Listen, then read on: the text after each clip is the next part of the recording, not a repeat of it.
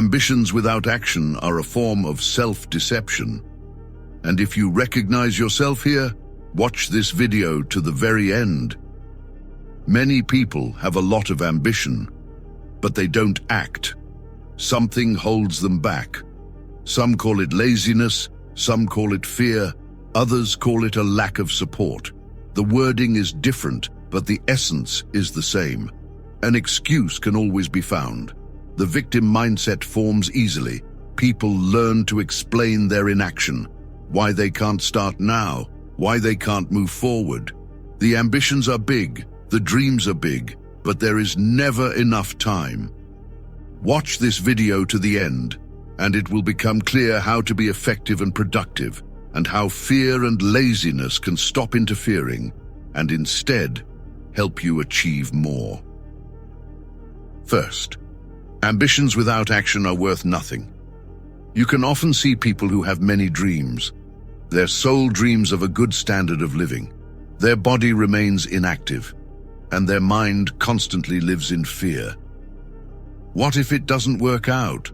What if I'm not allowed? What if there isn't enough capital? And so it goes on endlessly. Ambition is energy. But when a person constantly postpones action and directs that energy in different directions, it simply dissipates. It's important to notice a simple principle. In any area of life where there are no changes, there is inaction. If you don't like your physical shape, there is inaction toward your body. If your income doesn't satisfy you, there is inaction toward your finances. If you're unhappy with your level of competence, knowledge, or skills, there is inaction toward your development. Change happens only where there is action. Where there is no change, there is inaction. This must be clearly understood. It's also important to understand the difference between motivation and action. Motivation by itself does not lead to results. Dreams usually exist in the comfort zone. They must be learned to be turned into goals. And a goal already exists in the discomfort zone. Often the situation looks like this. The goal exists, the ambition exists, but there is still no action. The reason is simple. The goal has not been brought to the level of necessity. If you analyze life, it becomes obvious. When a goal reaches the level of necessity, a person starts acting. A second wind appears.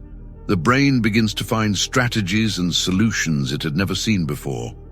That's why a dream must be turned into a goal, and a goal must be brought to the level of necessity. When that happens, action starts automatically. This is clearly visible in the area of health. Many people do not take care of their health until the situation becomes critical. Only then do they begin to act actively. This means only one thing: the goal has become a necessity. But there is no need to wait for a critical moment. Second, do not look for perfect motivation. Perfect motivation does not exist. Motivation is like a flash. It appears and disappears. Discipline, however, is the path that leads to change. Motivation can start the process, but after that, the engine must run on its own. There is external and internal motivation. External motivation comes from something or someone outside and is short-lived. Internal motivation is long-term, and that is what must be built. There is no need to wait for a perfect state. You need to focus on the goal and start with one small step, then a second one, then a third. A common situation looks like this. A person dreams of becoming wealthy, but convinces themselves that they don't know how to save money. Motivation may be high, but action is zero. Time passes, and the main thing becomes obvious. The habit does not change. When asked whether the person has started saving or doing something, the answer is usually the same: no. And then comes the standard explanation: all the money goes to family expenses. This is a strong excuse and a strong belief. But it's important to understand the mechanism here. Waiting for free money in the future is a mental trap. A person thinks, when income becomes higher, then I'll start saving. In practice, this almost never happens automatically. The ambition exists, but there are no actions that lead to wealth. The person keeps spending and keeps waiting for a convenient moment. That's why the solution here is systemic. Start with a minimal percentage. The first month, 1%, the second, 2%, the third, 3%. Over the course of a year, this gradually reaches 10%. Most often, this amount is barely noticeable. If a person earns $100, those conditional $10 do not radically change life. Because the issue is not money. The issue is the habit that is being formed, the system that is being built. If a person learns to manage small amounts, large amounts automatically become easier to manage. This is the key point. When a person begins to act according to this scheme, results appear over time. After about a year to a year and a half, a small amount of capital may form. It may not be large, but it exists. It's important to remember, wealth begins not when a person earns a lot, but when they learn to save. This is fundamental.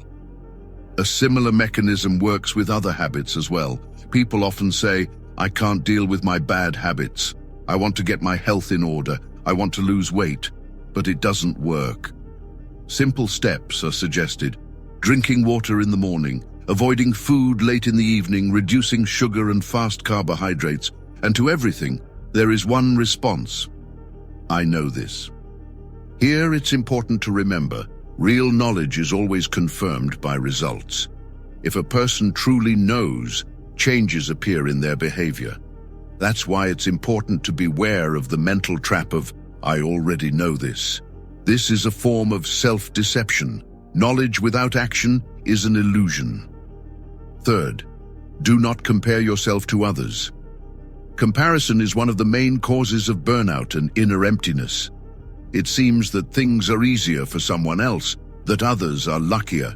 But if a person wants real results, their focus must be only on their own actions. Action changes reality. In life, there is always either a goal or a problem. When the focus shifts to others, problems appear. When the focus is on the goal, movement appears. Small steps gradually turn discipline into habit, and habits shape lifestyle, organized, effective, disciplined. Over time, there is no need to force yourself. Actions become automatic. A useful practice is to record your achievements. When a person writes down completed steps, achieved results, and important moments, they build an inner foundation. Life is remembered not in years, but in moments. The more of these strong moments accumulate, the richer life feels. This builds confidence and makes big goals visually real. And a person always achieves only what they consider real for themselves. Fourth, small steps every day. 1 or 2 steps every day, 1 or 2 results per week. Step by step, life is built. Big goals always seem distant and unattainable. It feels like enormous resources are required, a strong team, and a high level of knowledge. This fear is normal, but if a person accumulates at least 15 to 30% of the necessary resources in knowledge, state, skills, or team, a real opportunity to move forward appears. When a goal reaches the level of necessity, a person begins to use all of their energy. It's as if they are reborn. Small steps over a long distance always produce a big result. Fifth, you need to start now. Not on Monday, not in the new year. Time passes, and life does not wait. What people regret most is not mistakes, but what they never tried. If something is not financially available yet, you need to start planning. Develop skills. Become the kind of person who deserves it. Be, not seem. Write your experience in the comments. Remember, excuses will always be found, but none of them will ever replace results. Create a life you can be proud of. Become a source of positive change in the lives of others. Life does not wait. Either you act or you make excuses.